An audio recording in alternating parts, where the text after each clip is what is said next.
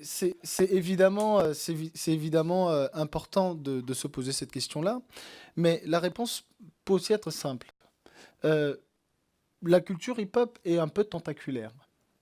Et en même temps, euh, la danse l'est aussi. Que l'on soit euh, du côté art, du côté sport, qu'on commence par l'art ou par le sport, le plus important, c'est l'identité. Je pense que tous les danseurs qui sont dans la pièce ici savent qui ils sont. Et c'est le plus important à ce stade. Donc si effectivement il y a des aspects sportifs dans le breakdance, ça, le break peut rentrer aux Jeux Olympiques. En revanche, ça ne dénature pas le côté artistique qui vient finalement de celui qui s'exprime. C'est à chacun en fait de vivre justement sa passion de cette manière-là.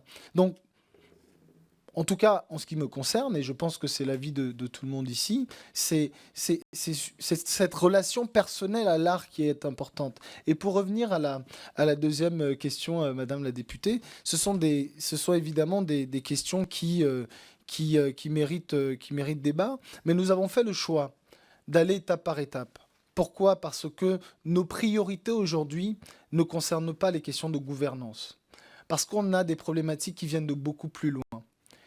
Aujourd'hui, le débat concernant les gouvernances est en train d'être discuté entre le CIO et la Fédération internationale.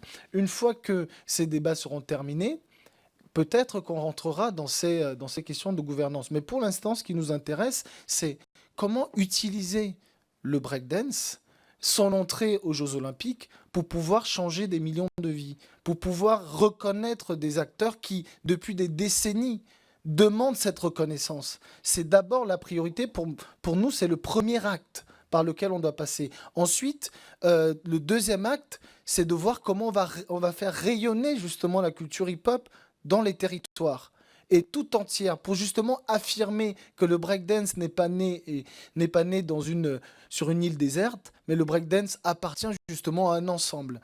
C'est aujourd'hui notre priorité.